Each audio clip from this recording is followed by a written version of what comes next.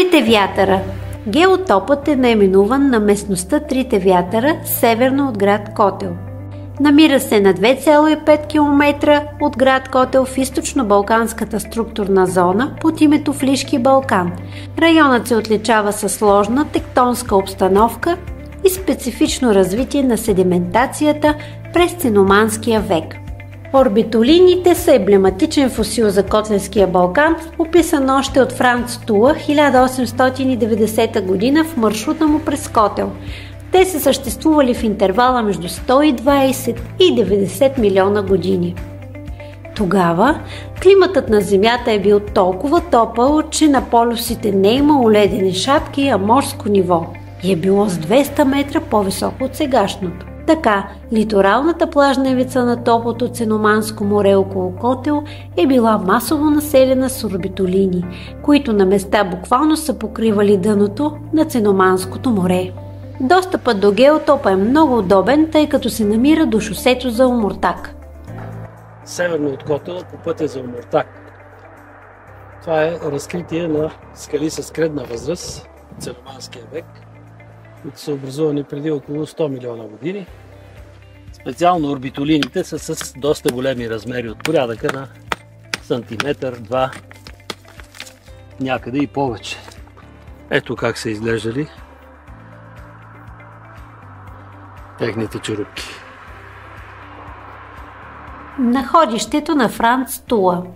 Геотопът е наименуван на професора от Виенската политехника Франц Тула, който пръв описва фосилите при град Котел.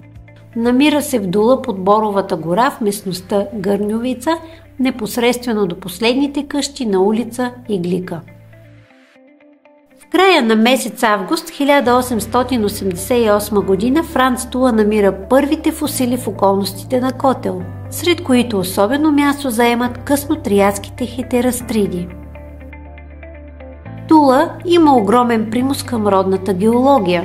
Със своите маршрути по нашите земи през 70-те и 80-те години на 19 век той поставя основите на българската геология. Геотопът се намира непосредствено северно от Котел в подножието на гористия хълм Гърньовица, където градът граничи с 100 годишна Борова гора.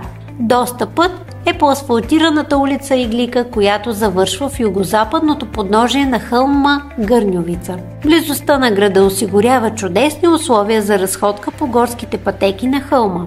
Фосилното находище притежава качество на геотоп с национално значение. Тук той намира корали и хетерастриди. Като хетерастридите са уникално находище за България. Тук има единични корали,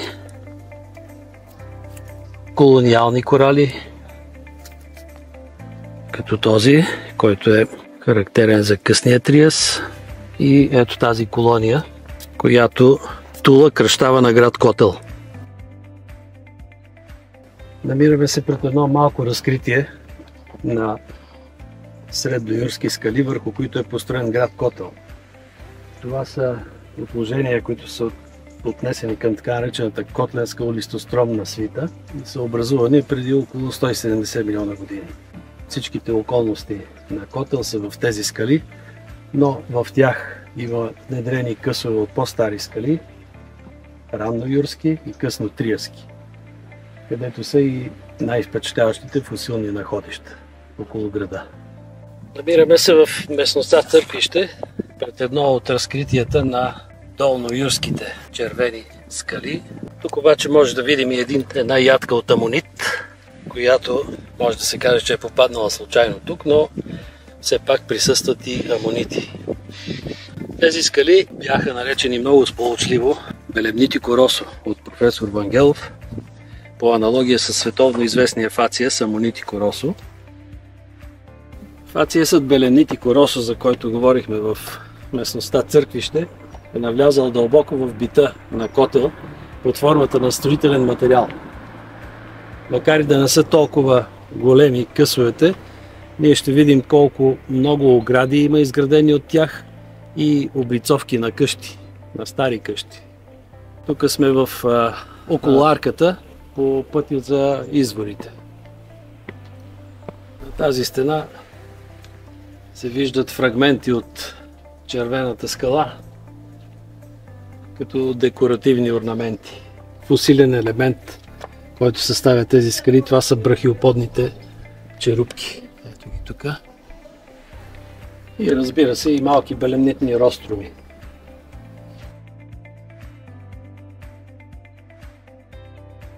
Намираме се пред средновековната църква Света Троица, която е построена в средата на 19 век. Тези здрави пясъчници наподобяват червените варовици от белемнити коросум, но те са много по-млади по възраст. Образувани са преди около 90-100 милиона години. Първоначално се е считало, че тези камъни са докарани от Кипилово. Но с течение на нашите изследвания намерихме останки от кариера зад местността Коминчето на тези ценомански пясъчници. Това, че са мезозойски, а не палеогенски, както пясъчниците при Кипилово, доказателство е ето този отпечатък от амонит.